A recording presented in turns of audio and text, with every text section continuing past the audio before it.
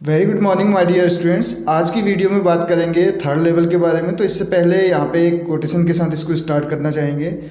मुझे मंजिल मिले या ना मिले, कहने का मतलब है मुझे किनारा मिले या ना मिले, मुझे किनारा मिले या ना मिले, मुझे दूसरों को डुबोकर तैरना नहीं है।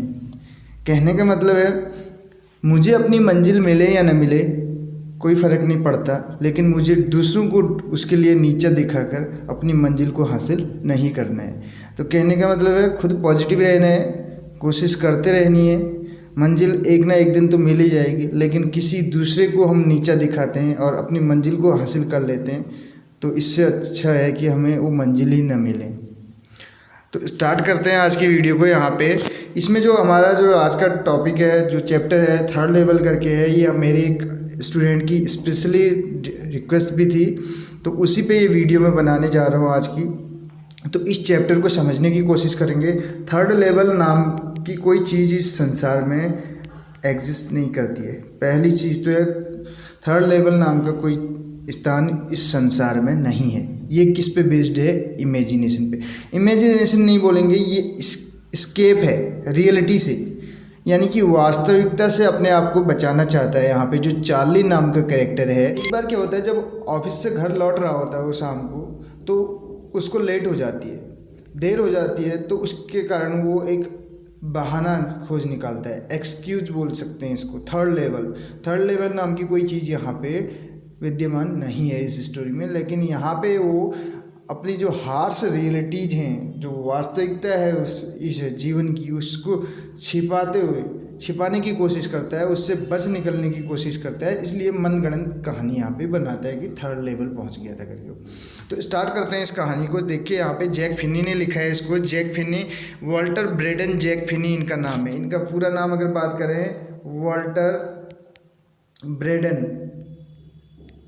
वॉल्टर ब्रेडन जैक फिनी करके इनका नाम है। ये अमेरिकन साइंस फिक्शन के लिए जाने जाते हैं। तो 20th सेंचुरी के हैं, और इनके लाइफ स्पैन की बात करें तो 1911 में इनका जन्म हो रखा है और 1993 में इनकी डेथ हो जाती है। यानी कि 2 साल पहले, कब? जब 1995 में किसको मिला था? नोबेल प्राइज मिला था सीमस हेनी को, जिन्होंने बियोल्फ का ट्रांसलेशन किया था। 1995 में क्या कहते हैं, बियोल्फ का जो ट्रांसलेशन किया था, तो उनको उसके लिए एक नोबेल प्राइज़ मिला था, हमने अभी बताया। और 1993 में इनकी डेथ हो जाती है जैक फिनी की। इसके 2 साल बाद सीमस हेनी नाम के एक आयरिश जो हैं पोएट, उनको क्या मिलता है? नोबेल प्राइज़ मिलता है। ये आपको याद रखना है। 1995 हमने आपको यहाँ पे याद कराई वो डेट, यानी कि वो सन आपको याद कराया जब सीमस हेनी, जिन्होंने बियोल्फ का इंग्लिश में ट्रांसलेशन किया था, उनको 1995 में नोबेल प्राइज़ मिला था। उससे 2 साल पहले इनकी डेथ हो जाती है 1993 में। 1911 में इनका जन्म होता है। अमेरिकन साइंस फिक्शन के लिए फेमस हैं कौन? Walter Braden Jack Finney. और इन्होंने यहाँ पे लिखा है दी थर्ड लेवल करके। तो पहला क्वेश्चन आप देखिए, इसमें शॉर्ट आंसर टाइप क्वेश्चन से हैं। ये बहुत ही हेल्पफुल रहेगी ये वीडियो उन बच्चों के लिए, स्पेशली जो इंटरमीडिएट के एग्ज़ाम यहाँ पे देने जा रहे हैं। तो वहाँ पे इस चैप्टर से रिलेटेड एक क्वेश्चन तो 100% मान के चलिए आप आना ही आना है। तो इस चैप्टर को अगर आप तैयार कर लेते हैं तो आप मान के चलिए कि एक क्वेश्चन तो आपको वहाँ पे मिलेगा ही मिलेगा इस चैप्टर से। तो how does the writer describe himself when he steps into the grand Central station?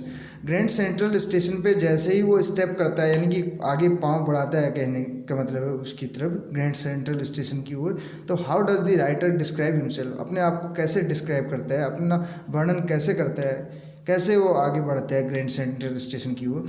The protagonist of the story wants to enter the present life of Galesburg in Illinois state of US. तो कहने का मतलब है protagonist का मतलब है hero of the story, यानी कि नोवेल का जो हीरो है, प्रोटैगनिस्ट ऑफ द स्टोरी, इस स्टोरी का जो प्रोटैगनिस्ट है, हीरो है, वो वांट्स टू एंटर, प्रवेश करना चाहता है कहाँ पे? The pleasant life of Galesburg. Galesburg का जो सुखद आनंद भरा जीवन है उसमें प्रवेश करना चाहता है। गेल्सबर्ग कहाँ पे है? इलिनॉइस स्टेट में है, ये states of US, United states में इलिनॉइस नामक जगह पे गेल्सबर्ग में एक स्थान है। कौन सा? Grand Central station. जब यहाँ पे प्रवेश करता है, यहाँ की सुखद लाइफ के बारे में वो बताता है। यहाँ पे he gets lost in subway, जैसे ही वो प्रवेश करता है तो वो खो जाता है। ही गेट्स लॉस्ट, वो खो जाता है। यहाँ पे देखिए he gets lost in subway, subway में खो जाता है।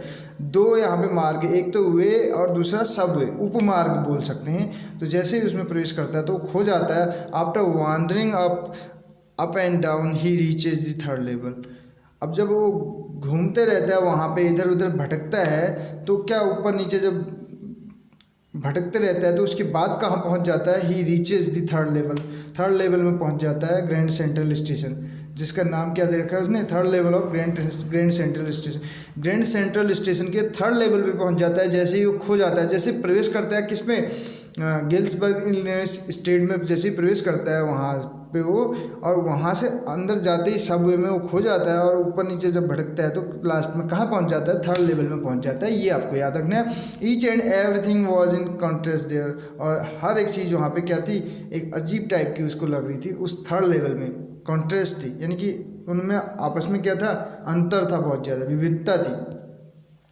तो नेक्स्ट क्वेश्चन यहाँ पे हमारे पास है, आप देखिए, what does the third level refer to in this story? The third level, अब जो थर्ड लेवल है इस कहानी, थर्ड लेवल में किसकी ओर संकेत करता है? क्या है थर्ड लेवल?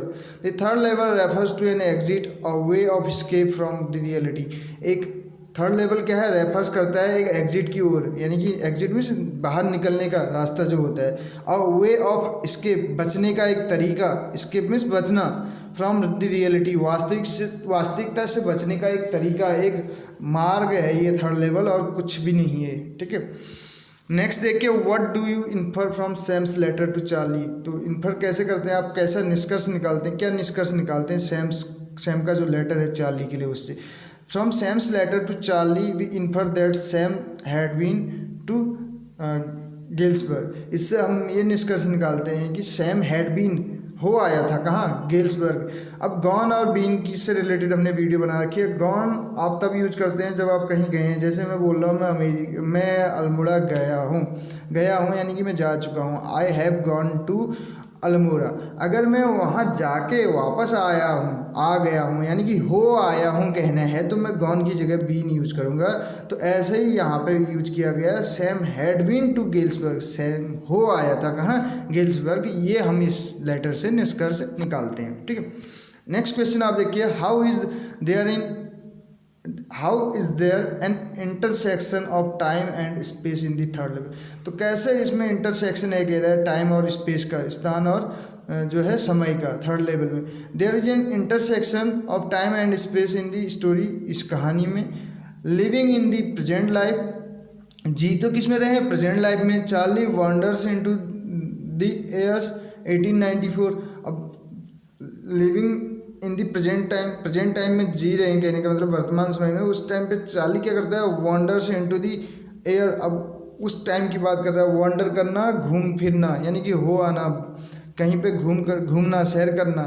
तो इनटू दी एयर 1894, किसकी बात चल रही है यहाँ पे? 1894। सैम इज चार्लीज फ्रेंड, और सैम कौन है? चार्ली का फ्रेंड है। चार्ली वॉन्डर्स इनटू एयर कब? वहाँ थर्ड लेवल की बात करता है 1894 में, और जो सैम है वो चार्ली का फ्रेंड है। बोथ आर कंटेम्प्रेरी, दोनों समकालीन हैं, यानी कि एक ही एज से बिलोंग करते हैं। अब आगे देखिए इसमें क्या है, इसी का answer. But Sam's letter to Charlie dates back to the July 1894। अब जो सैम का लेटर है चार्ली को, उसमें डेट क्या पड़ी हुई थी? 18 जुलाई 1894। Sam also find his way to third level, और सैम भी क्या करता है? अपना मार्ग ढूंढता है, प्रशस्त करता है, कहीं का मतलब कहाँ की ओर? थर्ड लेवल की ओर। थर्ड लेवल क्या है? एस्केप ऑफ रियलिटी, बचने का तरीका।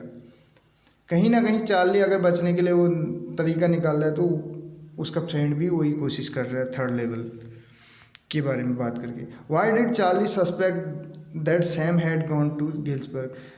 क्यों चार्ली को इस पे शक था, सस्पेक्ट था, ठीक है, क्यों संशय हुआ, कहने का मतलब है चार्ली को सैम पे, Sam had gone to Galesburg, Sam जो है गेल्सबर्ग गया था करके, इस पे क्यों संशय हुआ? Charlie suspected that Sam had gone to Galesburg because he found a letter, उसने एक लेटर पाया जिसमें साइन किया हुआ था Sam with address and date, address भी था उसमें उसका और डेट भी था 941 Willard Street, Galesburg, Illinois, July 1894। उस पर ये एड्रेस लिखा हुआ था और ये डेट लिखी हुई थी, इसलिए वो उस पर क्या था, सस्पेक्टेड था, उस पर संशय था उसको वहाँ उसके जाने पे Galesburg. Next question, why did Charlie decide to take the subway from Grand Central Station? अब चार्ली ने क्यों डिसाइड किया सबवे लेने का ग्रैंड सेंट्रल स्टेशन? जैसे वो ग्रैंड सेंट्रल स्टेशन पे था, वहाँ से उसने जो मेन मार्ग था, जो प्रॉपर वे था, यानी कि जो रोज का उसका मार्ग था, उसको ना चूज करके उसने सबवे क्यों लिया, दूसरे मार्ग से क्यों निकला हो, ये आपको बताना है यहाँ पे। तो आंसर दे रहा है, Charlie decided to take the subway from Grand Central Station. Charlie ने डिसाइड किया सबवे लेने का from Grand Central Station because it was faster than the bus, क्योंकि ये फास्टर था बस की तुलना में, यहाँ से जल्दी पहुँच सकता था। वो जो बस वाला रास्ता था उस रास्ते की तुलना में इस रास्ते से वो जल्दी पहुँच सकता था, faster than the bus as he was already late. जैसे कि हमें पता है कि उसे पहले ही देर हो चुकी थी, इसलिए उसने इस रास्ते को चूज किया ताकि वो घर जल्दी पहुंच पाए, अपार्टमेंट में जल्दी पहुंच सके, इसलिए उसने सबवे लेने का इरादा किया। तो ये क्वेश्चन आंसर्स थे कुछ यहाँ पे शॉर्ट आंसर टाइप क्वेश्चन। तो कैसी लगी आपको वीडियो ज़रूर बताइएगा। इस वीडियो के माध्यम से आपको काफ़ी हद तक इस चैप्टर को समझने में मदद मिली होगी, ऐसी मैं उम्मीद करता हूँ। मिलते हैं अगली वीडियो में। अगर वीडियो पसंद आई हो तो अधिक से अधिक शेयर कीजिएगा और चैनल पर नए हो तो चैनल को सब्सक्राइब करना ना भूलिएगा। Thank you so much.